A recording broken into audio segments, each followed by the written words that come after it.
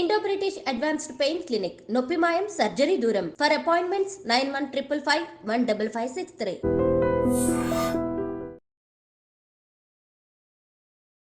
అందరికీ నమస్కారం. నేను మీ ఆయుర్వేద డాక్టర్ చిట్టిపుట్ల మధుసూదన శర్మని. మనం ఈ వీడియోలో పార్కిన్సన్స్ వ్యాధికి చక్కటి చికిత్స అనేటువంటి అంశాన్ని గురించి తెలుసుకోబోతున్నాం. ఈ మధ్యకాలంలో ఈ పార్కిన్సన్స్ అనేటువంటి వ్యాధి చాలా విపరీతంగా పెరుగుతుంది. ఒక భారతదేశంలోనే కాకుండా ప్రపంచవ్యాప్తంగా కూడా గణనీయ సంఖ్యలో ఈ సమస్య పెరిగిపోతుంది. ఈ యొక్క సమస్యనే ఆయుర్వేద వైద్య విధానంలో మన మహర్షులు కంపవాతం అనేటువంటి పేరుతో చక్కగా ప్రస్తావించి చక్కటి చికిత్సా విధానాల గురించి కూడా తెలియజేయడం జరిగింది. సంస్కృతంలో కంపము అంటే వణకడం అనేటువంటి లక్షణం ప్రధానంగా ఈ వ్యాధిలో ఉండడం వల్ల ఈ యొక్క సమస్యని లేకపోతే ఈ యొక్క వ్యాధిని కంపవాతం అనేటువంటి పేరుతో మన మహర్షులు ప్రస్తావించడం జరిగింది.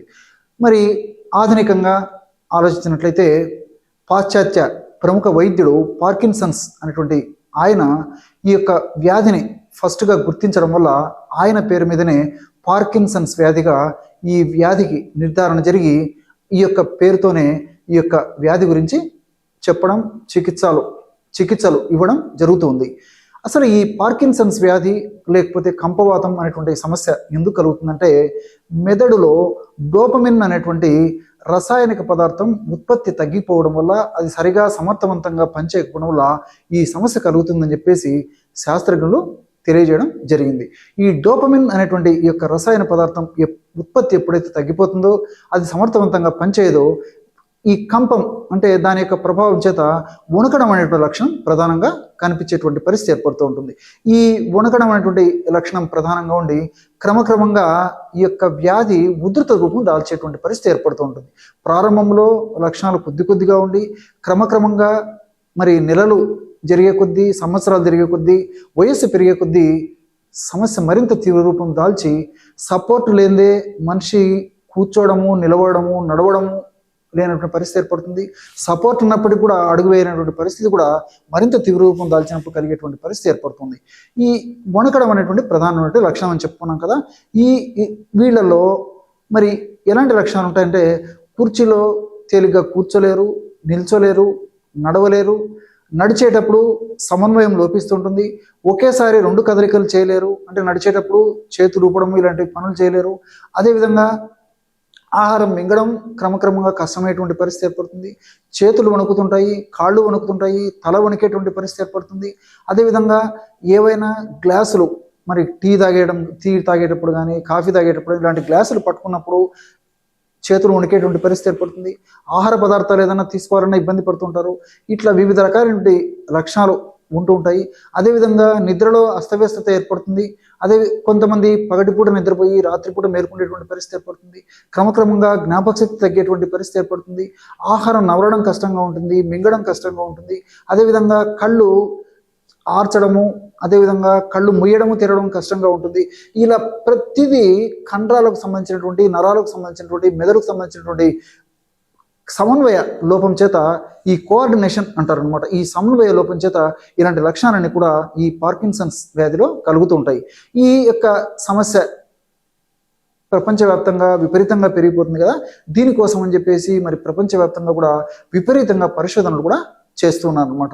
కానీ గత కాలంతో పోలిస్తే ఈ రోజుల్లో మరి అనేక రకాలైనటువంటి ఔషధాలు శాస్త్రజ్ఞుల సమిష్టి కృషి ఫలితంగా, నిర్విరామ కృషి ఫలితంగా అనేక రకాలైనటువంటి ఔషధాలు ఈరోజు మనకు శాస్త్రజ్ఞుల కృషి ఫలితంగా అందుబాటులో ఉన్నప్పటికీ కొంతవరకు మాత్రము సత్ఫలితాలు ఇవ్వగలిగితే మరి చాలా వరకు ఇంకా మనకు ఎన్నో పరిశోధనలు జరగవలసినటువంటి అవసరం ఎంతైనా ఉందని చెప్పేసి కూడా మనకు ఈ యొక్క పరిశోధన ద్వారా తెలుస్తుంది అనమాట.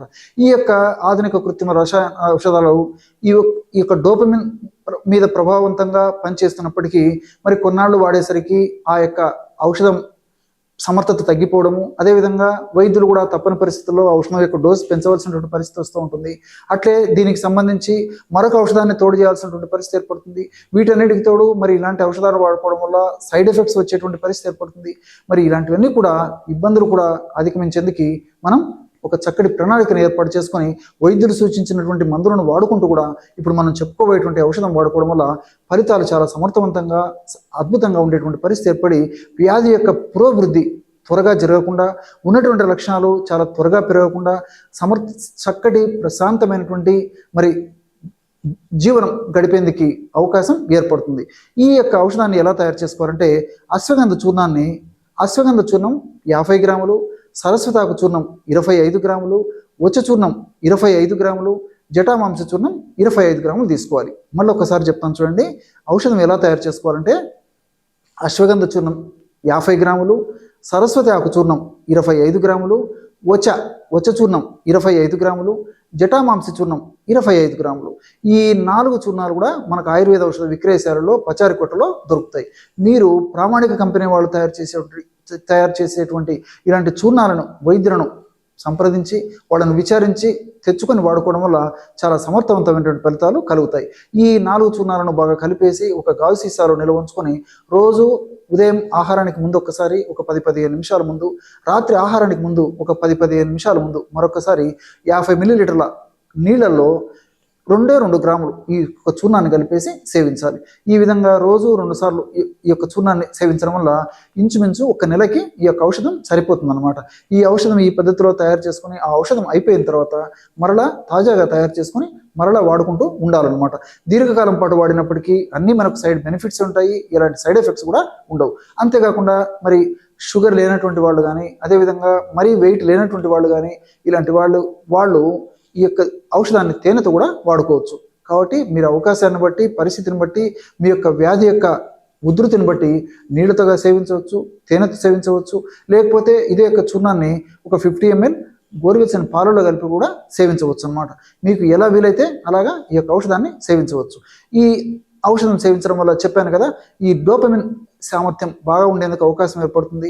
అంతేకాకుండా ఈ డోపమిన్ ప్రొడక్షన్ కూడా ప్రత్యక్షంగా పరోక్షంగా ఈ యొక్క అశ్వగంధంలో ఉన్నటువంటి రసాయన పదార్థాలు, వచ్చలో ఉన్నటువంటి రసాయన పదార్థాలు, అట్లే సరస్వతాకులో ఉన్నటువంటి రసాయన పదార్థాలు, జటామాంసంలో ఉన్నటువంటి వివిధ రకాలైనటువంటి రసాయన పదార్థాలు, రసాయన తత్వాలు కూడా ప్రత్యక్షంగా పరోక్షంగా ఉపయోగపడతాయి. చూశారు కదా, ఎటువంటి సులువైనటువంటి ఔషధాన్ని పార్కిన్సన్స్ లేదా వణుకుడు వ్యాధి లేదా కంపవాతం అనేటువంటి వ్యాధికి మీరు ఈ వీడియోలో తెలుసుకున్నారో. మరొక వీడియోలో మరొక అంశంతో మళ్ళీ కలుద్దాం. అంతవరకు నమస్కారం. మీ చిట్టిబొట్ల.